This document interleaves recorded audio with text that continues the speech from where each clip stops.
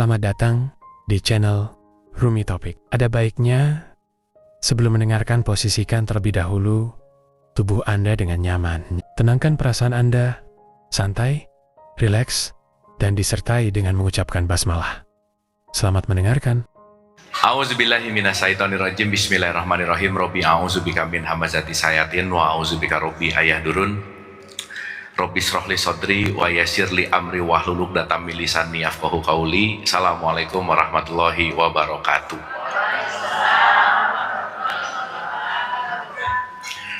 Alhamdulillahirabbil alamin. Segala puja-puji milik Allah Subhanahu wa taala yang atas rahmat karunia kasih sayangnya.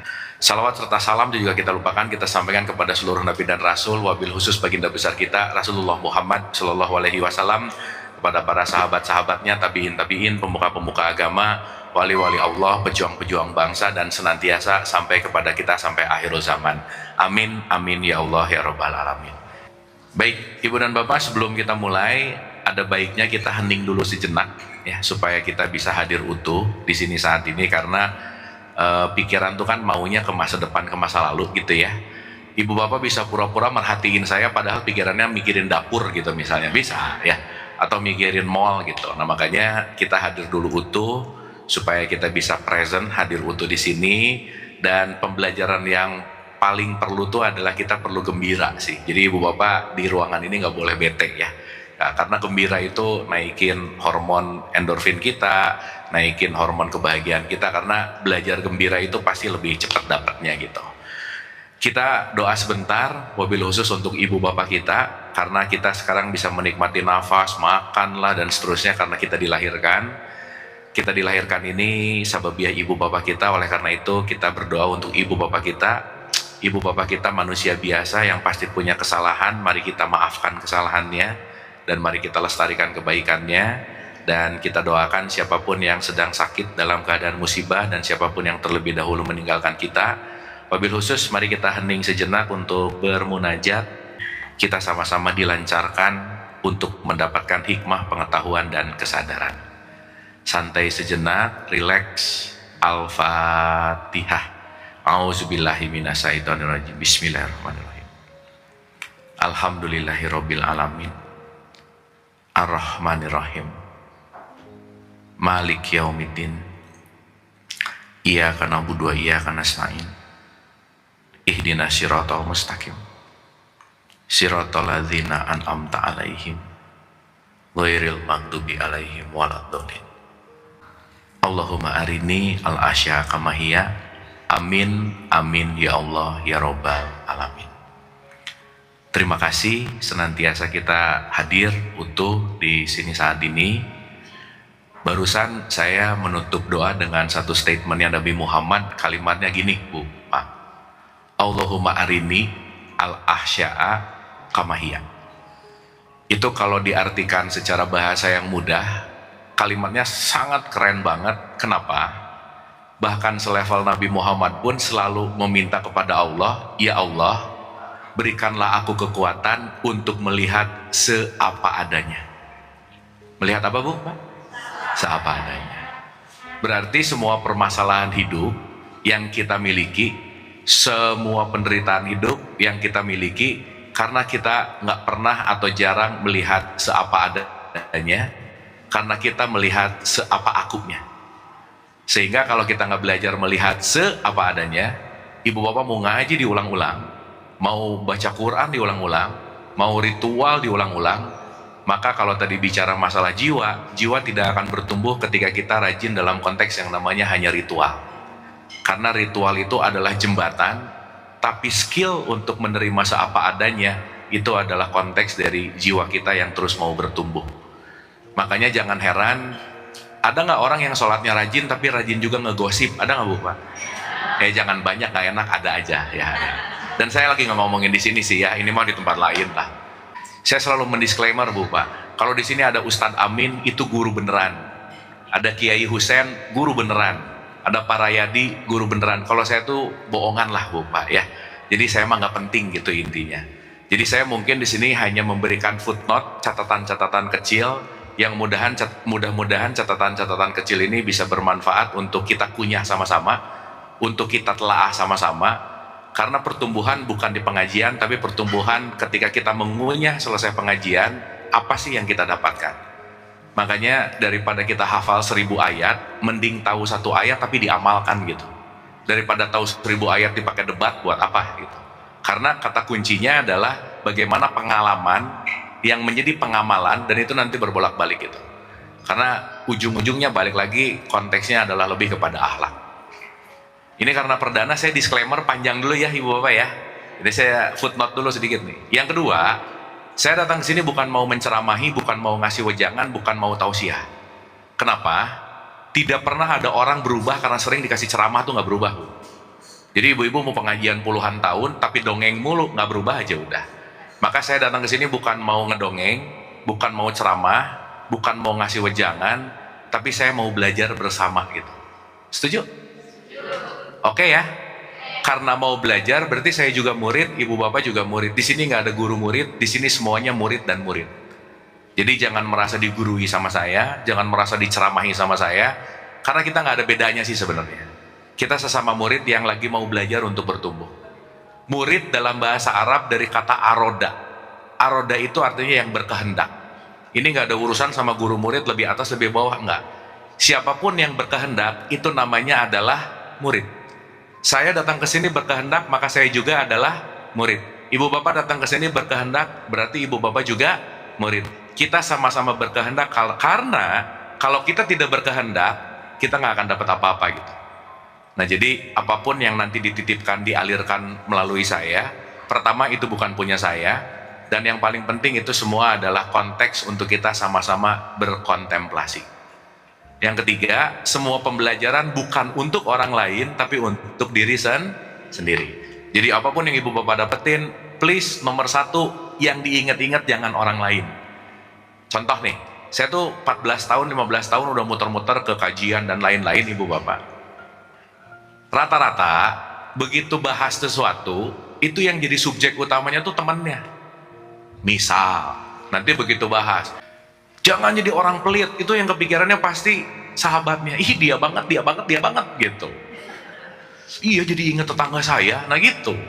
Ya, padahal semua pembelajaran itu semuanya untuk diri sendiri. Kalau di Quran tuh ada di surat 17-14 namanya Iqra kita baka. Bacalah kitabmu. Jadi ibu bapak meskipun lagi dengar saya ngomong, dengar saya nulis, lihat saya nulis, yang jadi subjek utama adalah dirinya masing-masing. Oke? Sip. Yang terakhir. Quran itu sering banget menggunakan kata-kata ingatlah. Betul? Oke, sekarang saya tanya. Kalau ingatlah berarti sesuatu yang udah ada atau belum ada? Hah? Udah ada atau belum ada? Nah, yang kedua, kalau nanti ada kata-kata innalillahi wa inna ilaihi rajiun, kita semua datang dari Allah dan akan kembali ke Allah, berarti kita lagi kembali ke tempat yang familiar atau ke tempat yang gak familiar? Ke tempat baru atau ke tempat lama? Ah gitu. Maka kalau Quran disebut sebagai peringatan, bahasa Inggrisnya disebut reminder. Jadi ibu bapak datang ke sini cuman mau mengingat kembali. Mengingat apa? Berarti sebenarnya udah ada belum? Udah, semuanya udah ada, semua di dalam. Cuman semuanya lupa. Cuman apa bu pak? Nah, ini nggak ada urusan sama usia, nggak ada ya, nggak ada. Ini bukan urusan umur. Karena nanti kita ngerti, siapapun yang duduk di sini yang mengajari ibu bapak, semuanya itu kayak bidan yang menolong kita untuk melahirkan. Karena yang akan terlahir bukan dari mana-mana tapi dari dalam, kita hanya sedang mengingat-ingat ulang. Makanya peringatan itu sebetulnya udah ada, tapi kita lupa dan kita lagi mengingat. Makanya pemberi peringatan itu hanya untuk mengingatkan bahwa semuanya ada loh di situ. Dan semua hanya kembali kepada diri kita masing-masing. Oke? Oke ya? Oke, saya tuh kemarin asal jeplak aja kita ngomong apa, jati diri gitu. Tapi mungkin kita pemanasan dulu sedikit boleh ya? Kita warming up dulu gitu. Oke. Saya mau memulai begini, Ibu dan Bapak. Kalau kita mau bicara dalam konteks apapun, saya selalu, kalau ada kata-kata innalillahi wa inna ilaihi rajiun, pernah dengar nggak itu? Pernah ngomong? Kira-kira ngomong itu kalau lagi apa? Ada yang hilang, ada yang meninggal, ya. Itu jawaban tipikal banget sih, ya. Itu jawaban kebanyakan orang begitu. Oke, nggak salah sih. Tapi mari kita selami begini, Ibu Bapak. Orang bisa menyebutkan, membunyikan nama Allah, tapi membunyikan belum tentu kenal. Kenal belum tentu mengalami, belum tentu. Maka ada orang di tipikal bunyi, mengenal dan mengalami. Jadi maaf ya, orang yang dekat sama Allah bukan yang tiap hari ngomong Allahu Akbar, bukan. Karena kalau membunyikan nama belum tentu kenal, belum tentu mengalami. Sehingga dalam basic manusia, kalau kita mau bicara konteks kehidupan kita, perlu Ibu Bapak sadari bahwa 98% kehidupan kita itu didorong oleh yang namanya kebiasaan. Oleh apa? Oke. Termasuk jawaban Ibu Bapak kebiasaan nggak? Nah. Oke? Maka karena kebiasaan yang mendorong kita, maka kebanyakan orang ngomong dulu baru mikir. Benar nggak? Bereaksi dulu baru mikir. Melakukan dulu baru mikir. Sehingga kebiasaan yang diulang-ulang tentu saja tidak meningkatkan yang namanya kesadaran. Contoh, nggak usah jauh-jauh nih. Ibu Bapak begitu ada orang yang meninggal, refleks nggak ngomong innalillahi wa inna ilaihi raji'un? Kira-kira itu kebiasaan nggak? Jadi kalau kebiasaan, jangan-jangan ngomongnya juga nggak sadar. Betul nggak? Karena konteksnya hanya dalam wilayah yang namanya kebiasaan. Maka ada kebiasaan, ada kebenaran. Ada apa, Bu? Satu apa tadi? Yang kedua, yang bahaya karena kebiasaan dianggap benar. Betul nggak? Jadi ibu-ibu ini sering membiasakan kebenaran atau membenarkan kebiasaan? Yang mana? Udah biasanya juga gini, jadi benar. Betul nggak? Betul nggak? Maka tolong garis bawahi dulu bahwa kebiasaan belum tentu benar. Belum tentu. Tapi yang lagi terjadi, sekarang 99% ngomongin kebiasaan, kebenaran itu cuma 1%. Maka yang benar karena nggak biasa dianggap salah. Betul nggak? Maka kalau dalam satu ruangan ada 10 orang, 9 gila, 1 waras. 9 apa, Bu? Pak? 1 apa? Yang jadi orang gila yang mana? Gitu. Karena kalau kita nggak ngerti bahwa kita gila dalam tanda petik, nanti ada 2 penyakit besar, Bu, Pak. Ya Bapak, kita pemanasan dulu ya. Sekalian saya checking dulu supaya nanti tepat pas apa yang kita bahas sesuai dengan apa yang diperlukan. 1, Bu, Pak. Tingkat nomor 1 adalah aku tidak tahu kalau aku tidak tahu. Itu nomor 1. Coba diulang, Ibu Bapak. Aku tidak tahu kalau aku. Nah, ini yang paling bahaya. Karena kalau aku tidak tahu, karena aku tidak tahu, kecenderungan di level 1 itu pasti menilai orang lain. Pasti aja. Ngejudge, ngerendahin, menilai. Makanya kalau dia nggak tahu dirinya nggak tahu sesuatu yang berbeda, pasti dia anggap salah gitu. Ini cepat banget nyalah-nyalahin. Beda dikit salah, beda dikit bid'ah, beda dikit kafir gitu misalnya. Kenapa? Penilaian terjadi karena orang malas mikir. Maka mikir tuh nggak mudah, Bu, Pak. Makanya saya datang ke sini bukan mau ngedongeng, tapi mau ngajak mikir. Dan orang-orang yang kajian jarang mikir, malas gini-ginian. Karena ujung-ujungnya biasanya cuma nanya benar atau enggak, salah atau enggak, bagusnya gimana. Dia pengen ke hasil tapi dia tidak mau menikmati prosesnya. Padahal dalam hidup itu urusannya proses bukan hasil. Ibu ngerti gak kenapa kalau kita doa sama Allah, Allah nggak langsung ngasih? Supaya belajar. Karena begitu, ya Allah jadikan kaya, kaya. Ya Allah jadikan oke, oke. Ya Allah pengen Lamborghini, dapat. Belajarnya di mana gitu? Maka hidup bukan masalah hasil, tapi bagaimana kita mencintai prosesnya. Nah minimal kita nggak terlalu lama di kelas 1 nih. Minimal gitu aja. Maka ibu bapak maaf loh ya, kita kadang mispersepsi dalam menilai soleh dan soleha, itu dilihat dari ritualnya. Itu belum tentu loh. Belum tentu. Karena konteks yang namanya ritual sebagai jembatan, outcome-nya itu ujung-ujungnya adalah perilaku mau nggak mau gitu. Nah, yang kedua, aku tahu kalau aku tidak tahu. Gimana? Aku tahu kalau aku tidak tahu. Sip. Betul? Berarti sekarang saya tanya, kalau aku sadar kalau aku tidak tahu, maka aku akan mencari tahu. Nah, tipikal orang nomor 2, ini kalau ada yang berbeda, bukan nyalahin, tapi dia happy. Ih, ada yang beda, belajar apa nih aku gitu. Ih, beda, bukan salah, bukan, pelajaran apa nih gitu. Jadi kalau misalkan kita melihat yang berbeda langsung menyalahkan, fix kelas 1 aja udah. Nah, tapi kalau ngelihat berbeda bahwa aku cenderung tertarik karena ada beda, pasti ada poin pembelajaran baru. Itu minimal di nomor 2. Oke?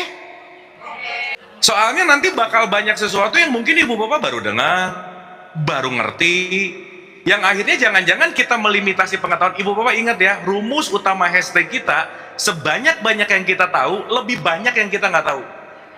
Benar nggak?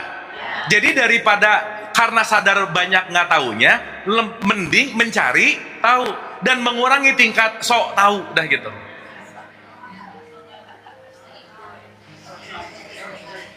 Oke? Dapat ya? Karena urusan gini-gini, ini urusan di habits nanti. Ibu bapak maaf ya, ibu bapak mau ngaji diulang-ulang tapi tidak merubah kebiasaan, nggak akan merubah hidup aja, fix, udah pasti. Kenapa? Pemikiran yang sama akan memencet tombol emosi yang sama, tombol emosi yang sama akan menentukan pemilihan yang sama, pemilihan yang sama akan menentukan yang datangnya juga yang sama. Oke? Berarti kira-kira belajar merubah mindset nggak? Pertanyaan saya, gimana mau merubah mindset yang dipelajarinya nggak ngerti? Betul? Sok saya mau nanya, rata-rata orang hataman ngerti isinya nggak? Enggak. Bener nggak? Berarti hatam diulang-ulang, bunyi diulang-ulang, ngerti nggak? Makanya nggak berubah. Betul nggak? Makanya Quran selalu mengulang-ulang, alif lam ra tilka ayatul kitabil mubin inna anzalnahu Quran arabiyyal la'alakum ta'qilun. Gunakanlah akal. Karena kalau akal nggak digunakan, yang lagi digunakan adalah kebiasaan. Oke? Berarti perubahan perbaikan menggunakan akal atau menggunakan kebiasaan? Hah? Kalau mau lebih baik, akal atau kebiasaan? Berarti ibu bapak harus tahu dulu kebiasaan apa yang aku harus rubah. Betul nggak? Oh, ini kebiasaan buruk aku, kayaknya aku mau rubah deh. Kalau aku nggak tahu kebiasaan apa yang aku ubah, apa yang mau dirubah gitu. Makanya perlu banget. Saya yakin lah kalau udah ada Kang Amin di sini, kiai-kiai, ustadz-ustadz di sini, top lah udah pengajiannya. Artinya saya yakin di sini bukan hanya bunyi, tapi tahu esensi dan maknanya gitu. Jadi siap jadi nomor 2 nggak? Oke? Yuk kita kosongin. Karena kalau belajar ada penuh isinya, mau ditetesin gimana juga pasti luber gitu. Makanya ibu bapak, jadilah pemula setiap saat. Karena kalau kita jadi pemula setiap saat, kita mau belajar pasti. Jangan datang ke pengajian ngerasa advance, begitu ngomong, udah tahu nih gitu, udah tahu. Susah belajarnya gitu. Sip ya? Nah ibu bapak, saya ngerti banget, ibu bapak ngajinya udah jago banget, udah tinggi banget. Tapi saya mau ngajak ke pelajaran anak TK, boleh nggak? Gitu. Kita belajar basic boleh? Kita belajar halal dasar boleh? Karena bisa jadi ngajinya urusan langit mulu, lupa membumi gitu. Nah jadi kita agak landing sedikit, kita belajar basic, kita belajar hal-hal yang simpel hari ini. Tapi teraplikasi. Karena yang penting sekali lagi bukan taunya, jangan jadi obesitas pengetahuan tapi perilaku nggak berubah gitu. Taunya banyak sih, tapi hidupnya gitu-gitu aja. Maka transformasi dari knowledge, pengetahuan menuju perilaku, kata kuncinya menggunakan akal. Oke? Sip? Paham? Kita mulai, bismillah. Mulai ya. Nah, cukup pemanasannya ya. Oke, gini Bu, Pak. Kalau kita mau kembali ke Allah, berarti kita lagi kembali ke asal nggak? Betul? Karena dari asal menuju asal. Dari titik start menuju start. Jadi finishnya itu sebetulnya titik start nggak? Ih, kok ragu-ragu? Jadi titik finishnya sebetulnya titik awal nggak? Makanya di surat 57 ayat 3, dialah yang awal dan dialah yang akhir itu nanti disebut akhirat.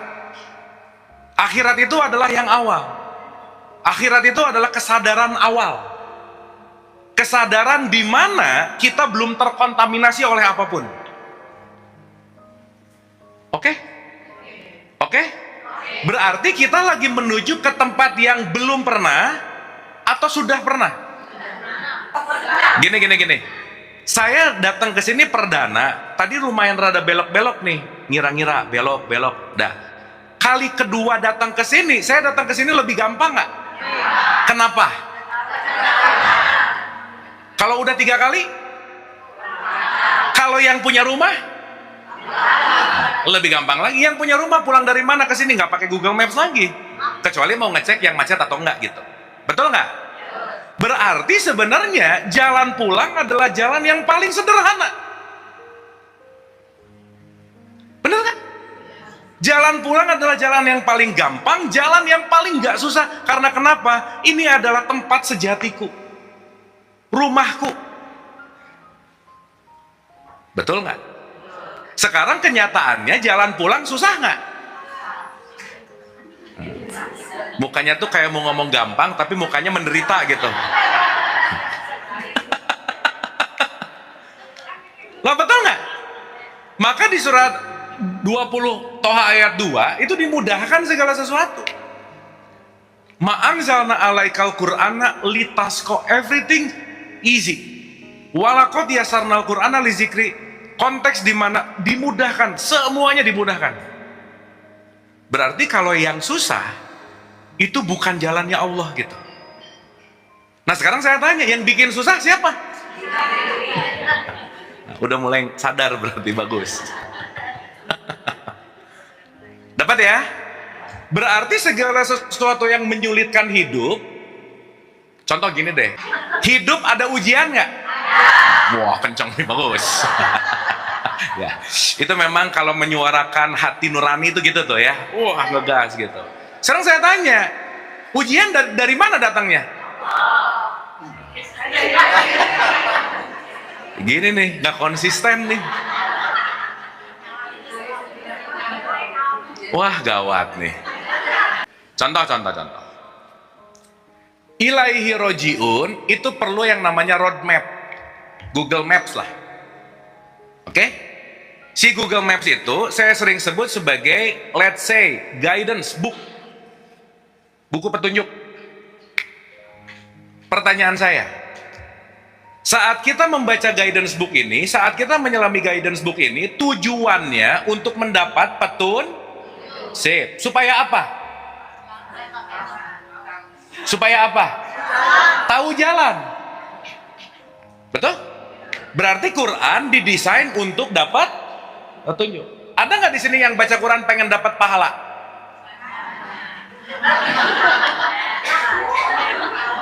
Bener nggak?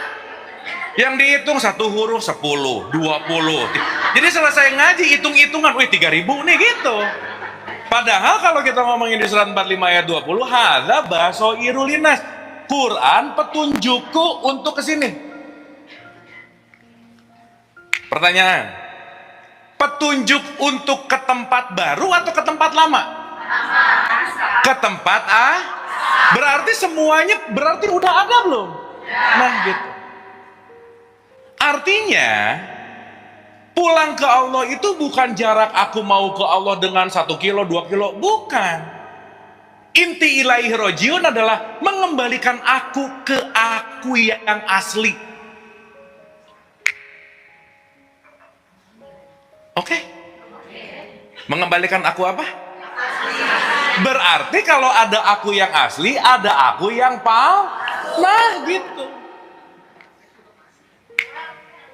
Ulang.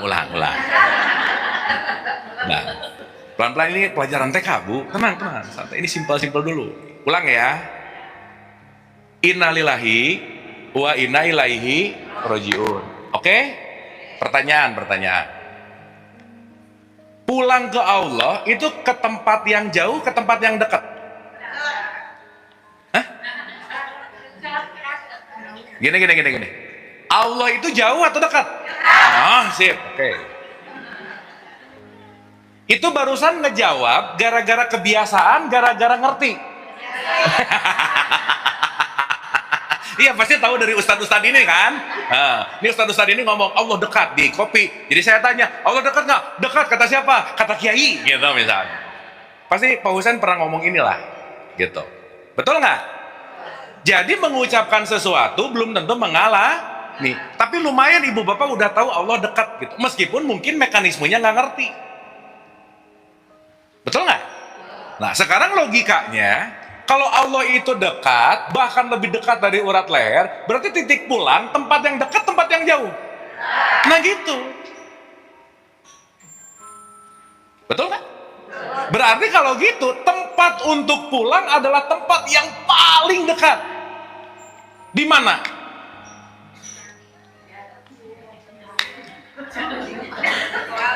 Ih bingung gini sih ibu-ibu. Yang paling dekat sama kita siapa? Iya, oke. Berarti Allah ada di tempat yang dekat nggak? Ibu bapak tiap hari suka ngobrol nggak? Paling sering ngobrol sama siapa? Pokoknya kalau jauh ngobrol sama suami, bohong lah, udahlah, pret lah. Siapa sering ngobrol? Pasangan belah pret lah, bohong lah, udah. Enggak dong.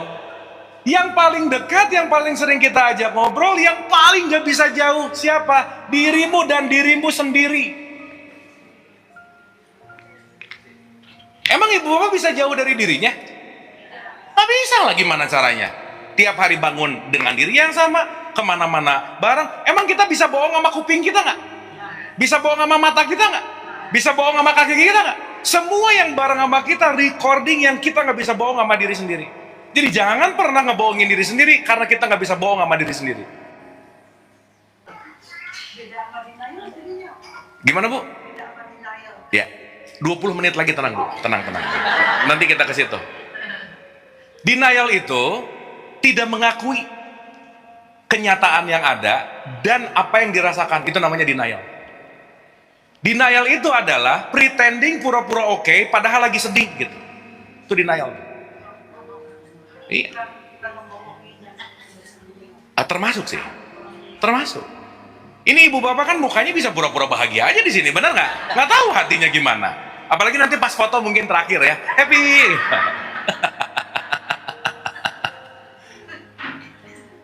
Oke dulu sampai sini. Oke. Berarti sekarang saya tanya, kalau kita ngomongin ilaihi rojiun, kaitan eratnya sama siapa? Ini. Berarti diri kaitan eratnya juga sama Allah. Betul nggak? Berarti sekarang saya tanya, diri ini ada untuk apa kalau gitu?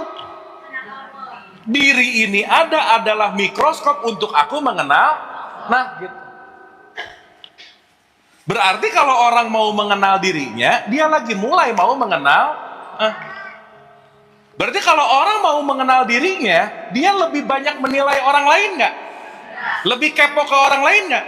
Jadi indikator parameter ilaihi rojiun yang oke, udah nggak rese sama hidupnya orang lain, udah nggak ribet sama hidupnya orang lain. Kenapa? Karena aku tahu saat aku sibuk keluar diriku, aku kekurangan waktu untuk mengenal diriku gitu. Betul nggak? Oke sampai sini? Oke? Ibu-ibu maaf ya, ada nggak orang rajin pengajian tapi malah makin rajin juga ngurusin hidup orang? Ada nggak yang begitu? Ngaji sih, tapi urusan orang sih ribet banget gitu.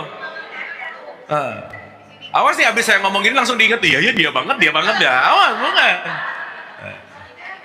Bu, kita hari ini alhamdulillah bisa ketawa-ketawa ya. Syukur loh, susah ketawa bu.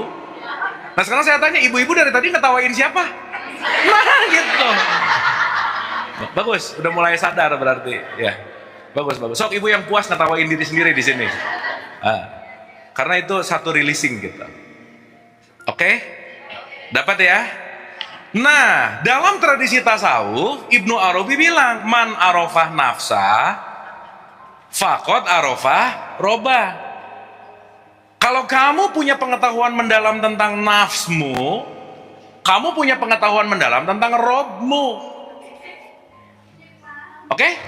Berarti antara nafs dan rob ada ikatan nggak? Iya dong. Belum nanti kita ngerti, Allah itu membagi dirinya menjadi 3, salah satunya namanya rob. Ibu suka baca Anas nggak? Gimana surat Anas coba? Qul a'udzu Malik ilah. Ya cukup.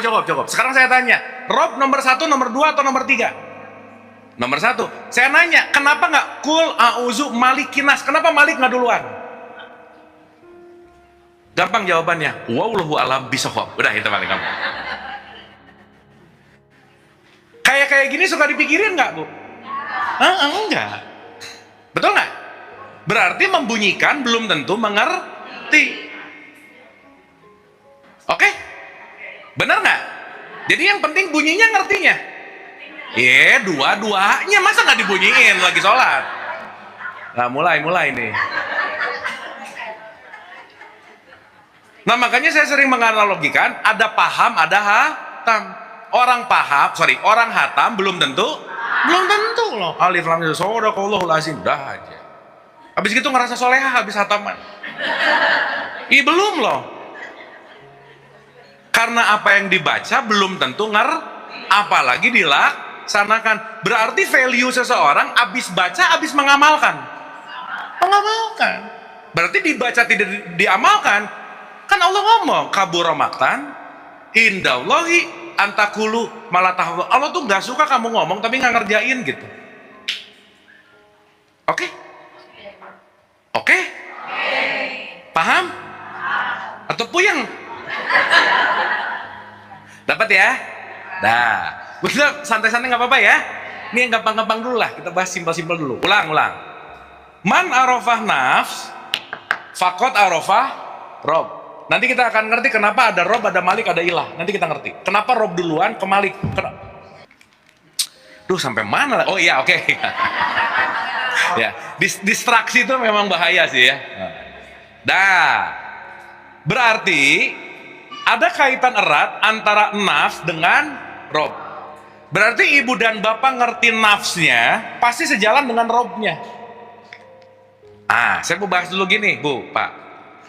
Udah ya, pelan-pelan ya. Kita loncat kanan depan, belakang kiri. Pokoknya muter-muter dulu aja. Di sini ada rob, di sini ada nafs. Oke? Di sini ada apa, Bu? Pak? Di sini ada. Oke. Rob itu artinya apa? Hah? Iya, benar. Kalau kita ngomong rob, esensi artinya tuh apa? Rob itu artinya mendidik. Jadi kalau ada kata-kata rob, berarti itu kalimatnya mendidik. Berarti kalau ada kata-kata rob, mendidik, kita hidup dalam rangka pendidikan. Oke? Berarti hidup dalam rangka apa? Maka saya sering sebut hidup ini adalah sekolah, the school of life, sekolah hidup. Belajar, that's it. Berarti ibu bapak maaf ya, ada nggak momen dalam hidup yang bukan belajar? Nggak ada. Setiap jam adalah jam pelajaran, setiap tempat adalah tempat belajar. Siapapun yang datang ke kehidupan kita pasti mau mengajarkan sesuatu. Oke? Berarti ketika kita ketemu sama siapapun, kita lagi ketemu sama orang yang akan mengajarkan sesuatu.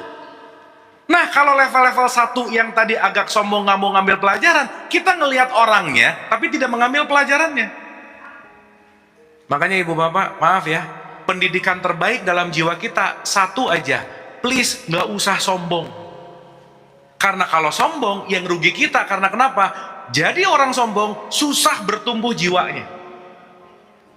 Kenapa? Kita ngelihat orangnya tapi kita nggak ngambil pelajarannya. Oke, sampai sini? Berarti ibu bapak kalau ketemu orang nyebelin, ingat Allah lagi ngerob, lagi mendidik, supaya nafs atau jiwa kita ini terdidik. Berarti kita lagi melakukan pendidikan jiwa nggak kira-kira? Sip, mantap. Kapan pendidikannya? Sampai kapan? Begitu udah baru beres. Paham ya? Jadi kita punya mindsetnya jangka panjang. Kalau kita punya mindset jangka panjang, kita akan ngerti bahwa oh ini. Jadi ibu bapak jangan pernah mikir ini kapan sih beresnya? Nggak akan beres bu pak. Masalah satu selesai, akan ketemu masalah berikutnya. Namanya juga kenapa hidup adalah pendidikan jiwa. Oke? Aduh diam gini, ini oke nggak ini?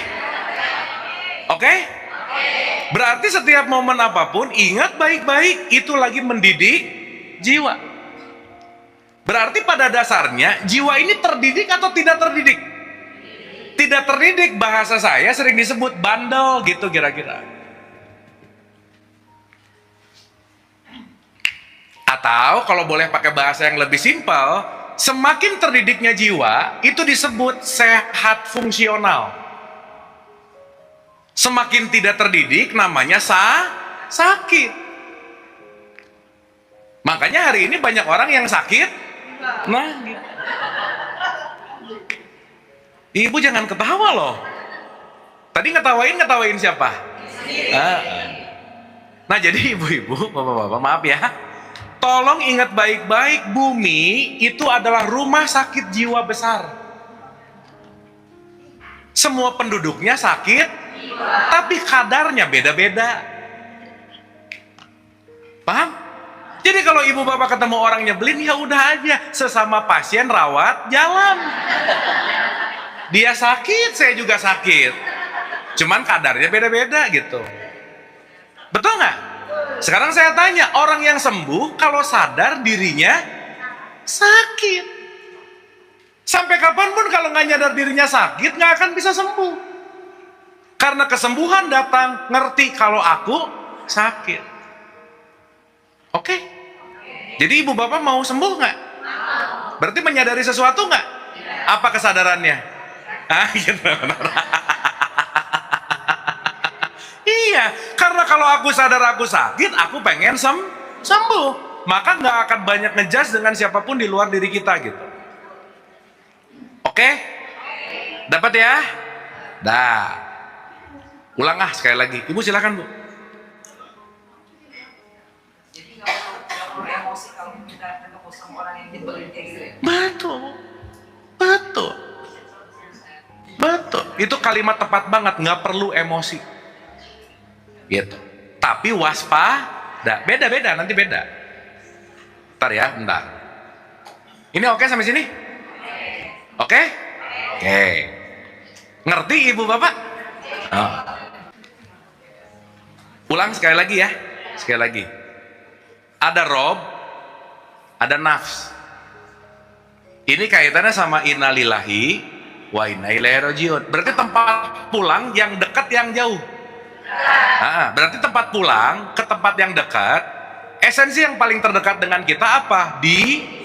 Nah gitu. Jadi ibu bapak kalau mau pulang kemana? Nah udah beres. Selama ini hidup dulu, mati, baru pulang. Betul nggak? Nunggu mati baru jauh dong. Betul nggak? Padahal Allah dekat apa jauh? Sekarang saya tanya, berarti ibu bapak lagi hidup sekarang bisa pulang nggak? Siap dipanggil nggak?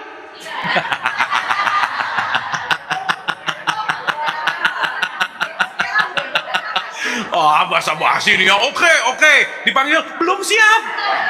Ibu bapak maaf ya, mau siap kek? Nggak mati aja.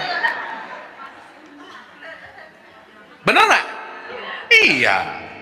Nah cuman mindset paradigma konvensional itu gini, kebanyakan nunggu dulu mati baru pulang. Rugi amat ya lama. Karena ya gitu deh, makanya ibu bapak kita jujur-jujuran ya. Dengar mati takut nggak? Ah ya udah sih. Udah selesai kalau gitu. Ya. Ya. Kalau orang dengar mati masih takut, fix dia pasti nggak bersyukur sama hidupnya. Iyalah. Kenapa coba? Kalau orang dengar mati takut, udah pasti banyak banget kemelekatan yang nggak siap dia lepaskan. Disadari atau tidak gitu? Sip ya? Karena Bu, mati mah nggak nunggu siap, enggak. Justru nanti kita akan ngerti sih.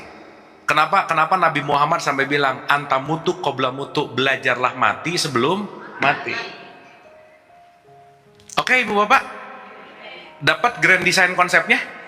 Nah kita akan bahas part by partnya nih sekarang.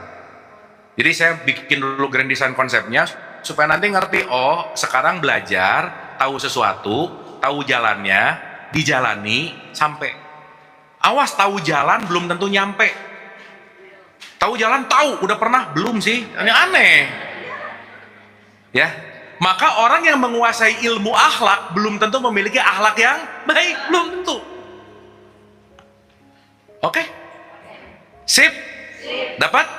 Nah, sekarang berarti kata kuncinya adalah bagaimana aku mengenal diri, kenal sama dirinya.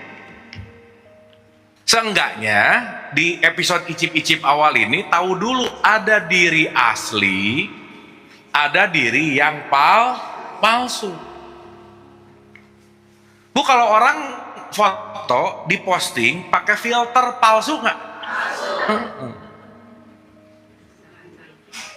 Pengen kelihatan lebih apa? Nah. Padahal asli nggak? Ibu ngegas banget jelek gitu. Nah, jelek-jelek enggak mah relatif Bu. Iya. Tapi bisa jadi orang nyaman dengan filternya, tapi dia menolak aslinya. Udah nggak usah jauh-jauh, tipikal simpel gitu aja. Aduh Bu, Pak. Bagaimana kita mau mengenal diri kalau kita menutup-nutupi terus keaslian diri gitu. Oke? Maka jangan heran kalau orang pakai filter yang orang lihat berarti filternya bener nggak? Filter palsu nggak? Berarti yang ngelihat kepalsuannya, betul nggak? Maka yang datang juga pasti orang palsu, udah gitu aja. Makanya nanti kaget, wah aslinya gini gitu. Oke? Nah berarti singkat cerita, ilaihi rojiun tuh bukan jarak, ruang kemana, bukan. Melepaskan kepalsuan kembali kepada yang gitu. Oke? Duh senyap gini, ini oke nggak? Oh lagi mikir, bagus. Dapat ya? Merenung. Ya, merenungkan tapi dijalanin Bu, jangan banyak merenung nggak diapa-apain, jangan. Menganalisa. Paham? Oke lanjut ya. Berarti kita saat ini menjauh dari keaslian, memalsu terus. Maka dalam terminologi bahasanya Quran, bahasa dalam tradisi Islam, asli ini disebut fitrah. Apa Bu Pak? Makanya habis bulan Ramadan disuruh kembali kemana? Nah gitu. Berarti maaf nih ya, setelah Ramadan disuruh menuju fitrah atau kembali fitrah? Kenapa? Berarti Ramadan membakar semua kepalsuan, biar yang tersisa hanyalah aslinya. Betul nggak? Berarti kita perlu tahu mana bagian-bagian palsunya aku, Supaya yang palsu pelan-pelan lepas.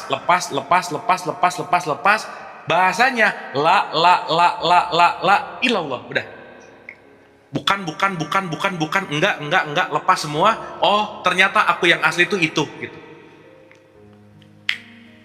Berarti singkat cerita, kita adalah keaslian yang banyak terperangkap oleh kepalsuan. Betul nggak? Dan menganggap yang palsu itu adalah asli. Maka barang palsu jauh lebih murah dari yang asli. Bener nggak? Jadi kalau tipikal orang cepat marah, murahan bu. Cepat dengki, murah banget. Berarti kepalsuan itu yang mengcover dirinya, menganggap bahwa diri itu adalah diri yang asli. Oke? Sip? Jadi banyak aslinya, banyak palsunya nih. Bagus nih. Ini tiba-tiba ibu-ibu yang cepat menyerah ya, bagus palsu. bagus ya. Nah, ini pasrah gitu ya. Pasrah deh gitu. Bagus bu, bagus. Nah, sekarang gini. Indikator parameter yang fitrah itu tidak pernah berubah. Apa? Sip, ingat itu baik-baik. Makanya di surat 30-30 surat Arum tuh terkenal sama surat undangan di 21-nya ya. Kalau 9 ke bawah nih ngomongin ini. Di surat 30-30 dibilang tidak ada perubahan pada fitrah Allah. Dan itulah yang benar. Tapi kebanyakan manusia tidak mengetahui. Oke? Berarti banyak orang nggak tahu yang aslinya yang mana. Kenapa? Terperangkap dalam kepalsuan.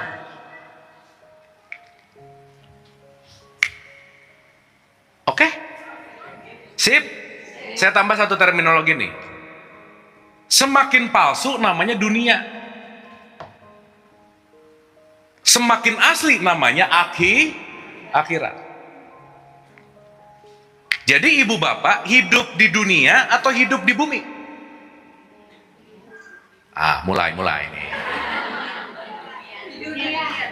Hah? Di mana?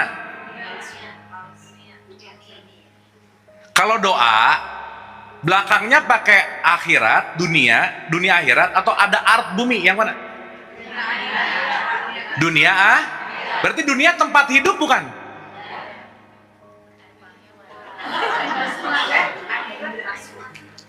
Mulai. Adam waktu diturunkan menjadi khalifah fil art, bukan di dunia loh. Khalifah di muka. Berarti Adam diturunkan kemana? Berarti tempat hidupnya? Jadi kita hidup di? Nggak jawab gitu barusan Ayo pusing nggak nih? Iya. Berarti nanti kita ngerti mau ngomongin dunia, mau ngomongin akhirat, mau ngomongin barzah, mau ngomongin surga, mau ngomongin neraka, bukan ngomongin tempat. Oke? Tapi berbicara, aku lagi pada kesadaran palsuku, atau aku lagi pada kesadaran asli. Semakin memalsu, semakin permainan di situ. Semakin mengasli, semakin genuine. Maka disuruh ilaihi rojiun. Ya Bapak jangan mikir ilaihi rojiun sekali set pulang. Enggak gitu. Kita berbolak-balik, maka sering disebut perbolak-balikan itu namanya kolbu. Bolak-balik. Dan hidup kita nggak bisa lepas dari berbolak-balik, up and down, nggak bisa. Karena juga namanya hidup. Maka dalam konteks ini, hidup tuh selalu gini nih. Kadang di atas, kadang di Bintaro. Kadang di bawah, kadang di atas. Selalu gini nggak? Yang bahaya, lagi di bawah pengen di atas, lagi di atas nggak pengen ke bawah. Padahal ini yang disebut kenyataan. Berarti masalah hidup kita apa sih? Apa yang aku inginkan nggak kejadian. Udah itu aja satu. Apa yang aku ekspektasikan, apa yang aku pengen tidak selaras dengan kenyataan. Artinya semakin jauh dari kenyataan, semakin palsu. Makanya ini disebut yang namanya permainan dan senda gurau. Tapi perjalanan kita dari sini menuju asli, inilah disebut ilaihi rojiun. Sampai sini oke?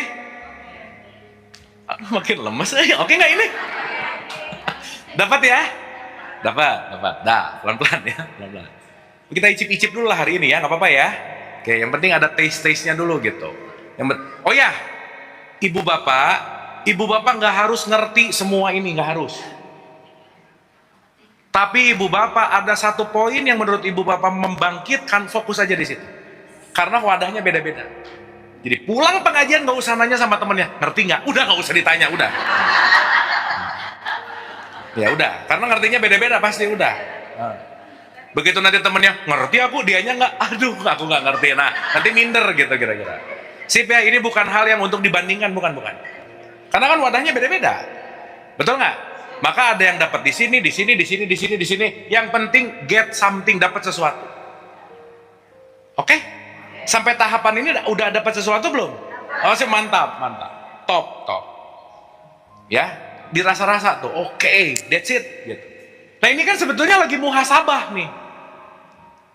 Ibu pernah muhasabah nggak? Ya ini muhasabah ini. Muhasabah itu menghisab diri, ngecek ke dalam. Makanya saya banyak nanya supaya ibu bapak punya waktu nanya ke dalam, dicek nggak? Ya, jadi muhasabah tuh bukan kumpul rame-rame nangis-nangis bareng, bukan. Tapi checking, aku di mana nih sekarang? Karena bu, maaf ya pak, boleh jadi yang di dalam ini rindu banget untuk diajak ngobrol. Cuman kitanya sibuk banget sih gitu. Sampai kita sibuk sehingga kita nggak punya waktu buat diri sendiri. Anyway, tolong ingat ini baik-baik. Tidak ada orang yang akan mencintai kita sebaik aku mencintai diriku sendiri. Titik udah. Dan nanti kita akan ngerti bahwa perjalanan kembali ke Tuhan, ke Allah, perjalanan yang tidak bisa diwakilkan. Oke? Sip? Paham ini? Paham nggak? Nah, lanjut. 1.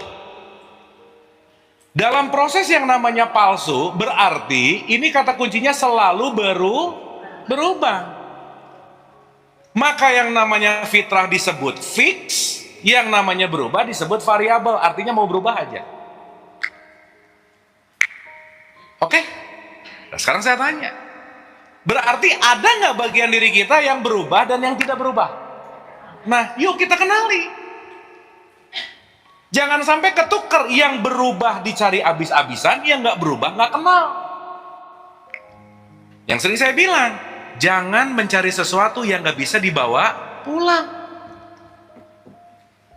Jangan-jangan nyari sesuatu banyak, ngerasa ini bekal pulang, padahal pulang bukan itu bekalnya. Sehingga nanti galvok kalau kata anak-anak sekarang. Gagal vo, abis gitu gamon, gagal move on. Paham ya? Oke. Jadi saya ringkas dulu. Innalillahi wa inna ilaihi rajiun bukan urusan mati aja, bukan. Tapi kesadaran kita untuk kembali yang kepada yang melepaskan kepalsuan. Oke? Berarti kalau aku sudah belajar melepaskan kepalsuan, aku lagi berproses menuju kembali kepada asli. Berarti apa yang ditempelkan palsu, lepasin pelan-pelan. Makanya melepaskan kemelekatan kepada yang palsu. Orang yang melekat kepada yang palsu dalam bahasa Quran disebut musyrik. Apa bu? Nah gitu. Ingat loh ya, musyrik bukan urusan agama, bukan. Musyrik bukan urusan mazhab, bukan. Tapi musyrik urusan value. Ketika kamu menuhankan yang palsu, maka kamu akan menjadi orang yang musyrik. Ngomong-ngomong, kita bisa tahu orang ini musyrik atau enggak? Udah nggak usah menilai. Nggak tahu kok. Kenapa? Karena nanti yang kita tahu itu terlimit dari pengetahuan kita yang sedikit sekali gitu. Oke Bu? Paham ya? Nah, sekarang kita telaah nih. Dari konteks ini semua, berarti ada, sekali lagi ya, ada yang palsu, dunia, ada yang asli namanya akhirat. Maka selamat dunia maupun akhirat, ini bukan ngomongin tempat, bukan. Apa yang ditempelkan aku tidak melekat, tapi aku sedang berjalan menuju kepada keaslian. Jadi menuju asli, kata kuncinya, belajar melepaskan Nah, itu poinnya. Karena kalau melekat terus, jangan-jangan topeng-topeng palsunya dipakai terus. Nah, sekarang kita ngerti, oh, berarti perjalanan ilahi rojiun itu bukan urusan jarak, waktu, ruang, dan tempat, bukan. Gimana mau menuju Allah, orang semuanya ini adalah Allah. Allah maha meliputi nggak? Kalau maha meliputi, ada nggak yang di luar Allah? Ih, diam gini sih. Ruangan sama isinya. Ruangan sama isi, gini, saya ada di dalam ruangan nggak? Berarti saya sama ruangan dekat nggak? Bukan dekat lagi, diliputi di dalamnya. Berarti di sini, di ruangan nggak? Di sini, saya duduk di ujung, saya ujung di sini. Di mana yang bukan di dalam ruangan? Ya, anggap aja ruangannya lebih gede lagi. Kan Allah maha meliputi, betul nggak? Berarti ada nggak tempat yang nggak ada Allahnya? Berarti dekat nggak? Nah, ngerti berarti. Hal yang paling nggak mungkin dalam hidup kita dalam perspektif ini, menjauh dari Allah tuh nggak mungkin, Bu. Gimana mau menjauh di ruangannya? Nggak bisa. Berarti di satu sisi, hal yang paling nggak mungkin juga mencari. Orang semuanya dia, apa yang mau dicari? Betul nggak? Paham ya? Ya, udah pura-pura paham dulu juga nggak apa-apa. Tapi dikunyah pelan-pelan, dirasain. Nah, sekarang kita masuk nih. Berarti seenggaknya ada diri yang berubah, palsu. Ada diri yang tidak pernah berubah, asli. Kita bahas dari yang palsunya dulu. Contoh, ibu bapak, kalau ada orang lain baru kenal ke kita, nanya, Anda siapa? Jawab apa? Saya gini, ibu siapa? Jawab apa? Nah, nama, betul?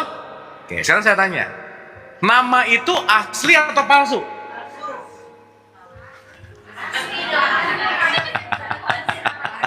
Iya, bawa kakak nih nama asli saya gitu. Enggak, maksud saya gini, ingat, yang palsu bisa berubah, yang asli nggak berubah.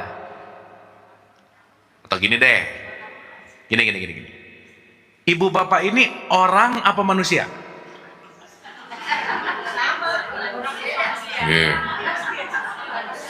Di bulan Ramadan yang disuruh puasa, orang apa manusia?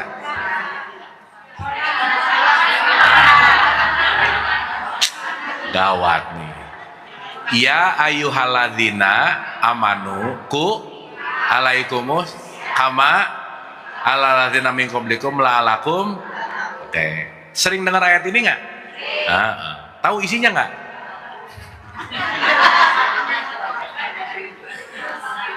Hai, jelas kalimatnya. Betul? Berarti puasa levelnya untuk siapa? Ibu bapak orang apa manusia? Oh, tadi manusia, sekarang orang ah. Ini labil lah.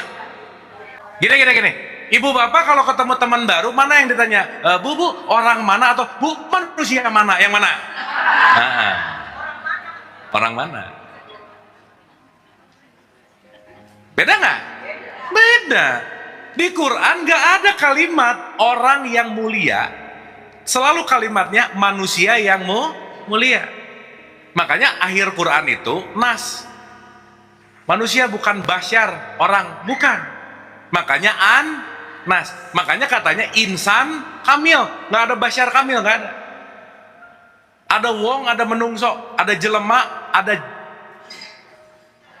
jelema manusia, beda. Oke sampai sini? Dah ya, gini. Palsu itu nanti wilayah orang. Tapi asli wilayah nah gitu. Apa bedanya? Gini loh. Gini. Ibu kalau beli gula, yang dicari manisnya. Bener nggak? Oke. Ibu bisa bedain mana gula dan manis nggak? Gula dan manis bisa bedain nggak? Iya dong. Gula esensinya manis. Paham? Berarti sekarang saya tanya, yang punya nilai jadi rupiah warna putih gulanya atau manisnya? Itu namanya nilai.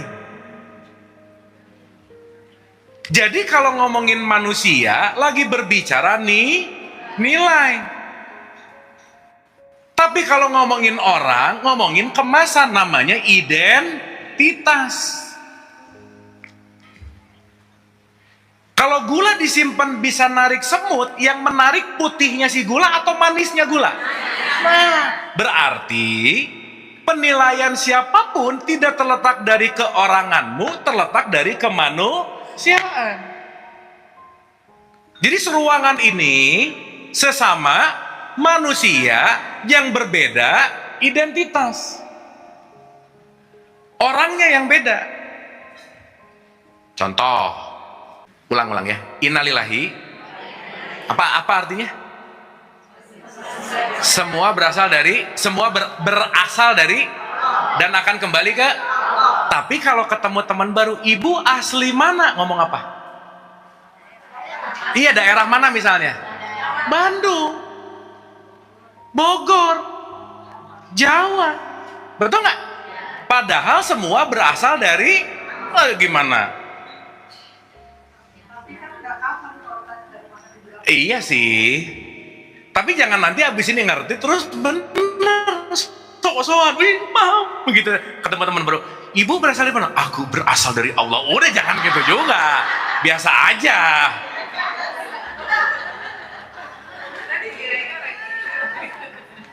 Nah, berarti ada yang langsung datang dari pusat, ada yang dilekatkan dari sesuatu.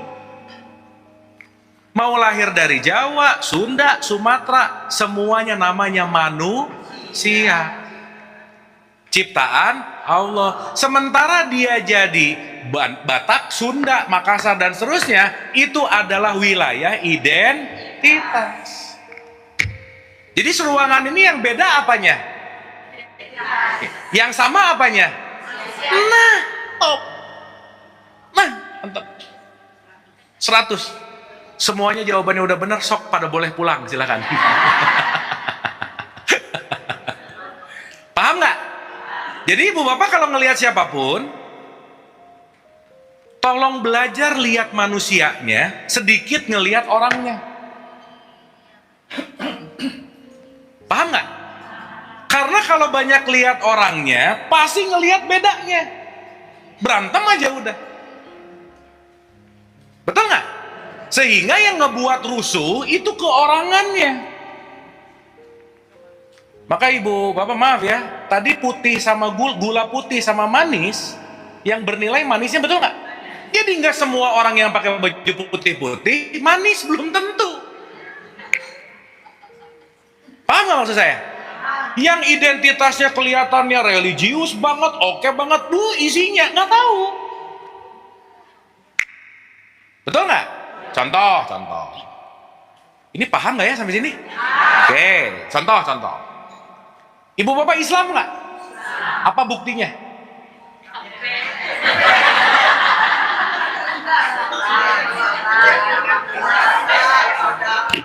Udah ya, saya mau nanya dulu.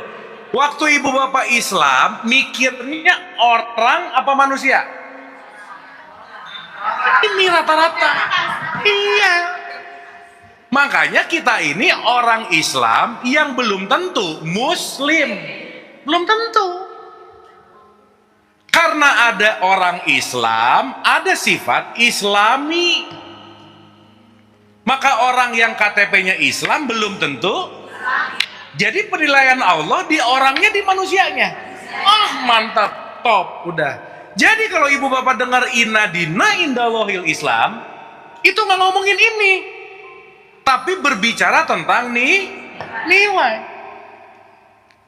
Pertanyaan, bisa nggak KTP-nya nggak Islam tapi Islami banget?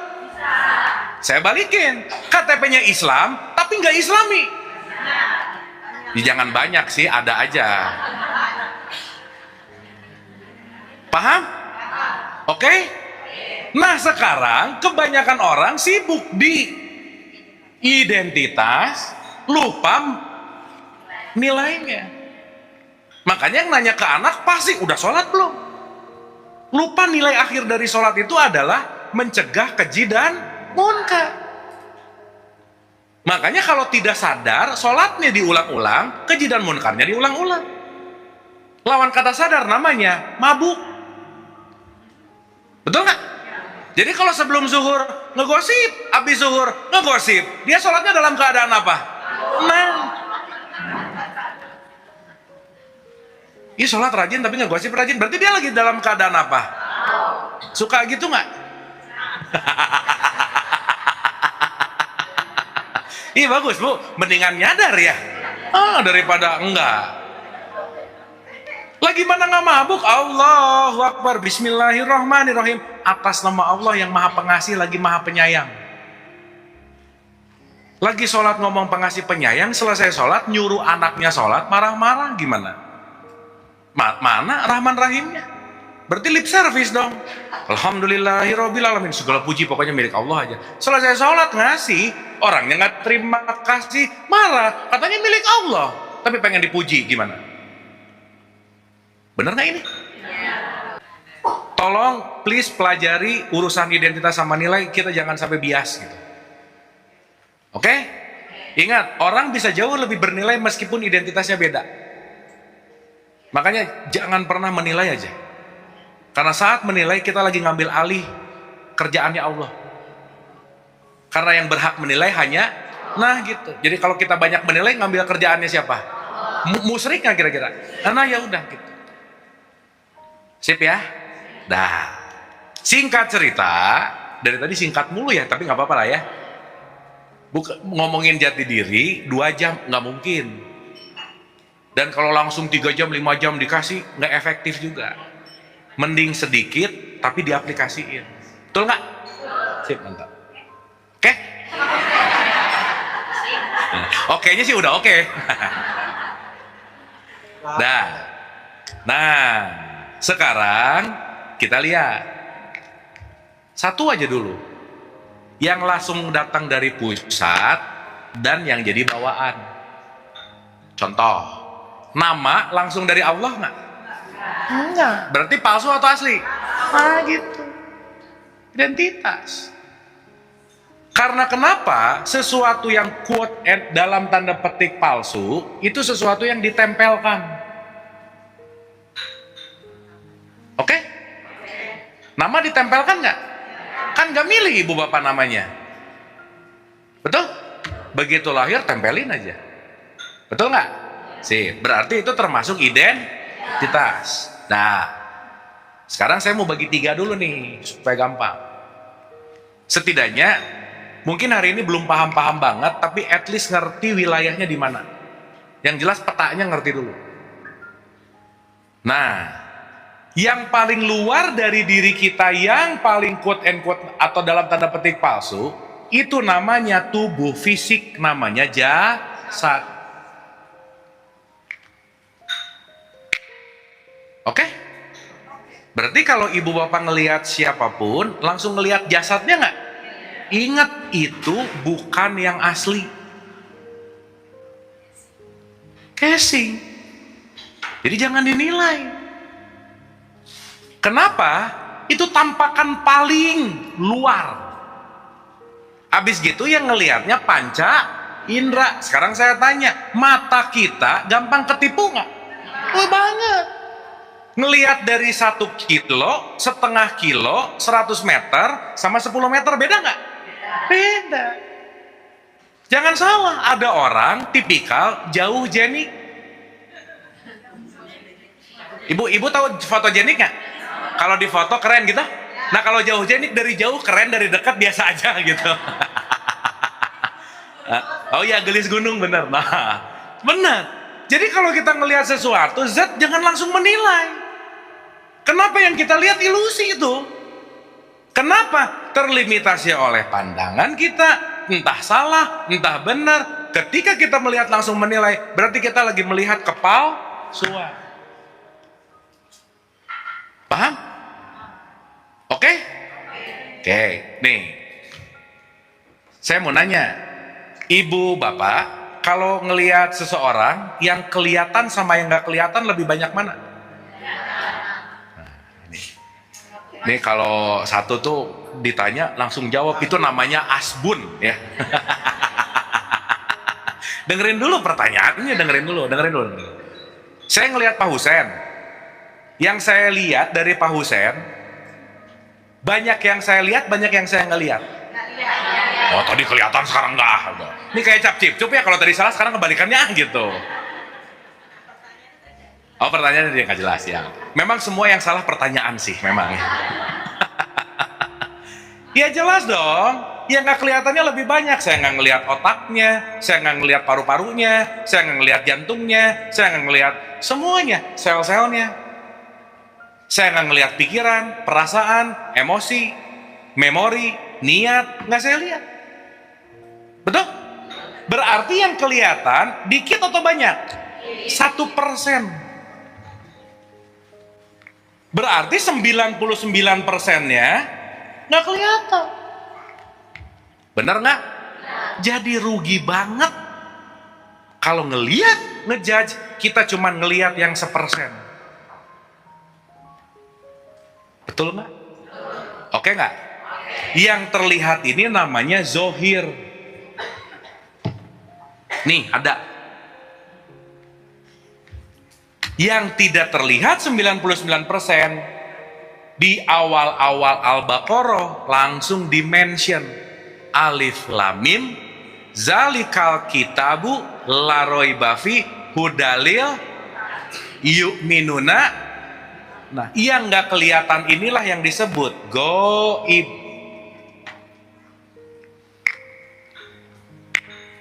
Berarti ada wilayah kegoiban nggak dalam diri kita? Ada, yang nggak kelihatan fisik. Nih, langsung. Oke? Oke? Berarti ibu-ibu, ya, mayoritas makhluk tertampak atau makhluk tidak tertampak? Nah ini sering disebut karena goib, disebut dalam tanda petik karena ini keras, ini halus. Ya, jadi ibu-ibu termasuk makhluk apa?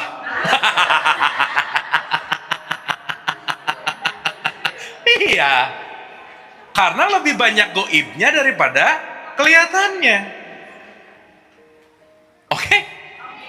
Oke? Artinya masuk ke wilayah di sini ada part dari diriku yang bukan kemasan, tapi inilah nanti yang kita sebut sebagai jiwa. Paham? Jiwa seseorang kelihatan nggak? Enggak, tapi tertampak dari perilaku.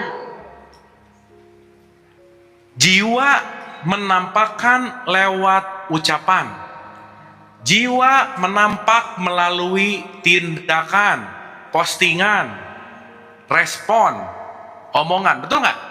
Jadi ibu bapak, kalau ngelihat ada orang ngomong kasar, berarti jiwanya lagi sakit. Bener nggak? Berarti kalau jiwanya sakit, perlu diobatin nggak? Perlu kasih sayang nggak? Jangan dimarahin balik lagi, sakit udah aja. Ya mungkin kita lebih sakit sih. Kita ibu bapak maksudnya. Paham nggak? Paham ya? Karena kenapa? Semua yang tertampak pada jasad itu terproyeksi dari jiwa. Makanya Quran selalu ngomong kulun nafsin, ngomonginnya bukan ini, tapi ngomonginnya ini. Ya ayat Tuhan nafsu, nafs juga. Jadi urusannya konteksnya jiwa. Berarti sekarang saya tanya, semua ritual itu urusan jiwa bukan? Iya, cuman jarang dipakai. Sok, saya mau nanya, ibu bapak kalau lagi sholat itu kegiatan jasad atau kegiatan jiwa? Wah, yang benar. Kira-kira kalau sholatnya gini, Allah, rakaat 2, rakaat 3. Nah, itu kira-kira dia lagi menjasad, lagi menjiwai. Oh, boro-boro menjiwai, rakaatnya aja lupa. Benar nggak? Kebanyakan orang sholat, kegiatan jasad, jiwanya nggak terhubung. Makanya saya punya rumus, Bu, Pak. Sholat tanpa jiwa namanya senam. Yoga. Benar nggak? Puasa tanpa jiwa namanya diet. Umroh haji tanpa jiwa namanya wisata.